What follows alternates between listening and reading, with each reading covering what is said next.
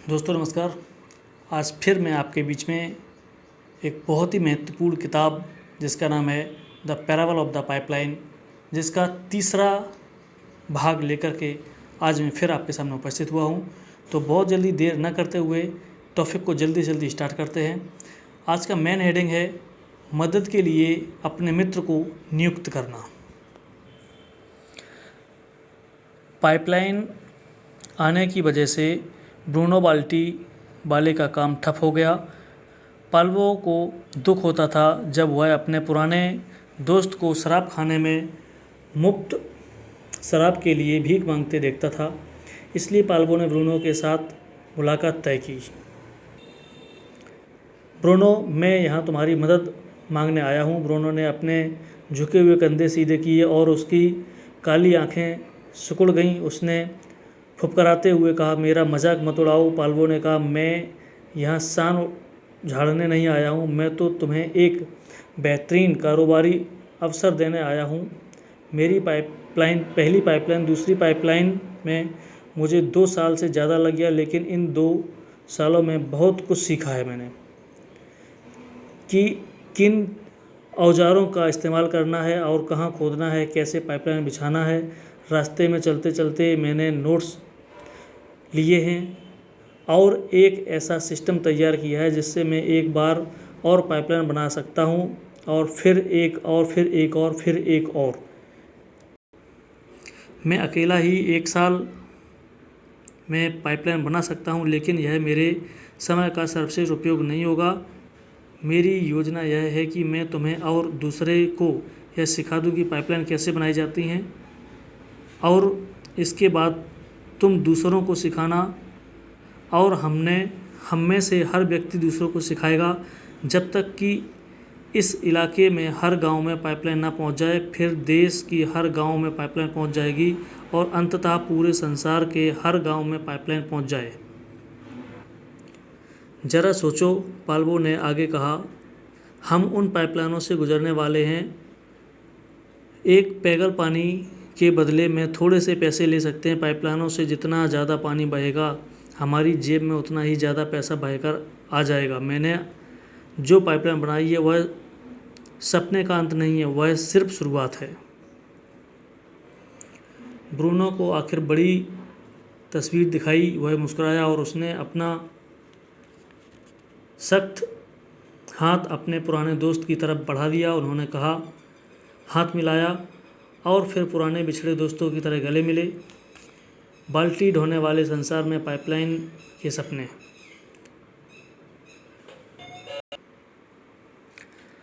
बरसों गुजर गए।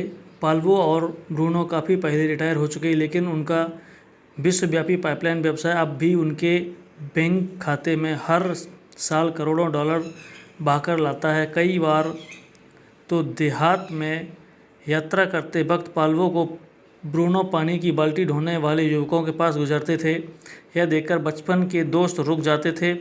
वे युवकों को अपने कहानी बताते थे और उनकी खातिर पाइपलाइन बनाने की उनकी मदद करने का प्रस्ताव रखते थे। कुछ लोग उनकी यह बात सुनते थे, कुछ पाइपलाइन व्यवसाय शुरू करने के अवसर पर उछल पड़ते थे, लेकिन खुद दुखद बात यह है कि ज़्यादातर बाल्टी ढोने वाले जल्द ही पाइपलाइन के विचार को खारिज कर देते थे। पाल्वो और ब्रूनो बार बार एक जैसे बहाने सुनते थे, मेरे पास समय नहीं है। जैसे कि मेरे दोस्त ने मुझे बताया था कि वह एक दोस्त को जानता था जिससे पाइपलाइन बनाने की कोशिश की थी और नाकाम रहा। जो लोग जल्द ही अंदर जाते हैं सिर्फ वही पाइपलाइनों के पैसे कमा पाते हैं।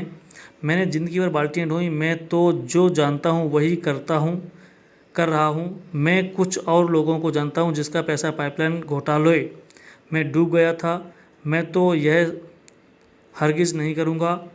इतने सारे लोगों में भव्य दृष्टि का अभाव था। यह देख पाल्वो और ब्रूनो दुखी हो जाते थे, लेकिन दोस्त बाद में इस सख्त को स्वीकार कर लेते थे कि वे बाल्टी ढोने वाले संसार में रहते हैं, इसलिए बहुत कम लोग ही पाइपलाइन का सपना देखने की हिम्मत कर सकते हैं।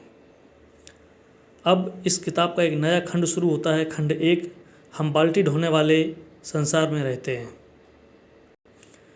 इस खंड का अध्याय 1 है, आप कौन हैं, बाल्टी ढोने वाले, हम्बाल या पाइपलाइन निर्माता। ये डिसाइड आपको करना है। ब्रूनो के पास एक ऐसा योजना है। जब अगली सुबह वे दोनों अपनी बाल्टी लेकर नदी के पास पानी लेने के लिए चले जाते, पाल्वो ने कहा, चंद सिक्कों के बदले में दिन भर बाल्टियाँ ढोने के बजाय हम नदी से गांव तक पाइपलाइन क्यों ना बना लें। ब्रूनो चलते चलते एकदम रुक गया। पाइपलाइन ऐसा किसने सुना, ब्रूनो चिल्लाया the parable of the pipeline से। आप कौन हैं, बाल्टी ढोने वाले, हम्बाल या फिर पाइपलाइन निर्माता। क्या आपको सिर्फ तभी पैसे मिलते हैं जब आप खुद जाकर काम करते हैं, बाल्टी वाले हम्बाल ब्रूनो की तरह, या फिर आप एक बार काम करते हैं और आपको उसके बदले में बार बार पैसा मिलता है, पाइपलाइन निर्माता पाल्वो की तरह। अगर आप ज़्यादातर लोगों जैसे हैं तो संसार बाल्टी ढोने वाले योजना पर काम कर रहे हैं। मैं इस समय के बदले पैसे का जाल करता हूँ। आप समीकरण जानते हैं, 1 घंटे काम के बदले 1 घंटे का भुगतान, 1 महीने काम के बदले 1 महीने का भुगतान, 1 साल के काम के बदले 1 साल का भुगतान। जाना पहचाना लगता है, समय के बदले पैसा का जाल। बाल्टी ढोने के साथ साथ समस्या यह है कि जब बाल्टी ढोना बंद हो जाता है तो पैसा आना भी बंद हो जाता है, जिसका मतलब है कि सुरक्षित नौकरी या सपनों की नौकरी सिर्फ एक मुगलता है। बाल्टियाँ ढोने का अंदरूनी खतरा यह है कि आमदनी निरंतर नहीं, अस्थायी होती है। अगर ब्रूनो किसी दिन सुबह उठे और उसकी पीठ अकड़ी हुई हो और वह बिस्तर से ना उठ पाए, तो वह उस दिन कितने पैसे कमाएगा? शून्य। कोई काम नहीं तो कोई दाम नहीं।